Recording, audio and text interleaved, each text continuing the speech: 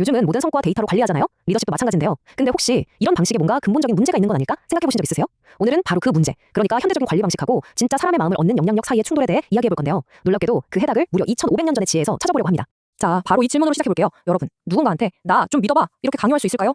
아마 다들 마음속으로 그건 안 되지라고 생각하셨을 거예요. 그쵸? 신뢰라는 게 뭐 명령한다고 생기는 게 아니잖아요. 그런데 말이죠. 오늘날 많은 회사나 조직들을 보면요. 사실상 성과지표나 빡빡한 규칙으로 신뢰를 강요하고 있는 거나 마찬가지예요. 하지만 놀랍게도 아주 오래된 고전에서는요. 그거 말고 훨씬 더 좋은 방법이 있다라고 이야기합니다. 그 해법이 담겨 있는 곳이 바로 공자의 논어, 그중에서도 위정편입니다. 아마 위정하면 다들 그거 정치 이야기 아니야? 라고 생각하실 수 있는데요. 사실은 그게 다가 아니에요. 훨씬 더 깊고 넓은 의미를 담고 있거든요. 그러니까 꼭 나라를 다스리는 큰 정치뿐만 아니라 회사 팀장이든 한 가정의 부모든 아니면 작은 모임의 리더든 간에 사람을 이끄는 모든 상황에 적용되는 그런 보편적인 원리를 다루고 있는 거죠.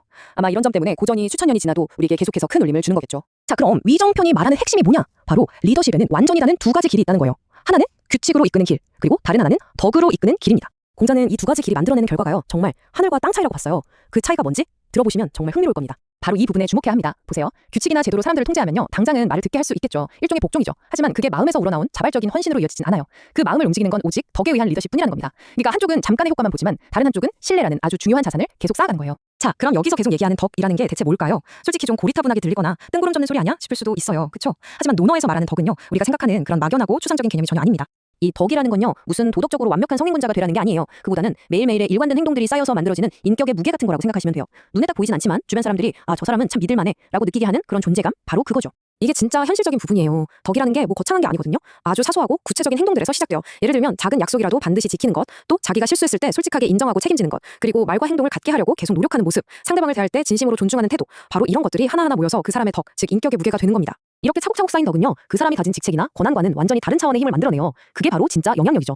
그리고 이 권위와 영향력의 차이를 제대로 아는 것, 이게 바로 리더십의 핵심에 다가가는 길입니다. 생각해보면 우리 완벽한 시스템이나 매뉴얼을 만들려고 엄청 노력하잖아요. 물론 그것도 중요하죠. 필요합니다. 하지만 아무리 완벽한 시스템이라도요. 사람의 마음을 얻거나 진짜 열심히 하고 싶다 이런 동기를 만들어주지 못해요. 그건 기계가 아니라 사람의 영역이니까요. 바로 이 문장이 핵심을 꿰뚫었습니다. 직책은 당신에게 권위를 주지만 당신의 인격은 영향력을 준다. 정말 멋진 말이죠. 권위라는 건 그 자리를 떠나면 그냥 사라져버려요. 하지만 인격에서 나오는 영향력은요. 그 사람이 어딜 가든 계속해서 따라다닙니다. 자, 그럼 이제 이 2500년 전의 지혜를 지금 바로 우리 이야기로 한번 가져와 볼까요?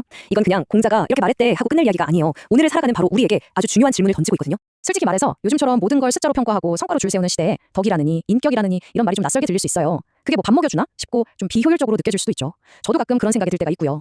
하지만 우리가 논어 같은 고전을 왜 읽는 걸까요? 그 진짜 이유는 뭘까요? 그냥 옛날 사람들이 내놓은 정답을 찾으려고 읽는 게 아니에요. 고전의 진짜 가치는요. 우리 스스로에게 더 깊고 본질적인 질문을 던지게 만드는 데 있어요.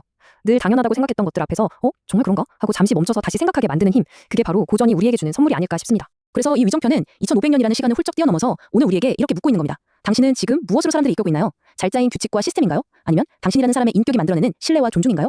정답을 찾는 것보다 이 질문을 가슴에 품고 계속 고민해보는 것. 어쩌면 그게 오늘 이 이야기의 가장 중요한 마무리가 아닐까 싶습니다.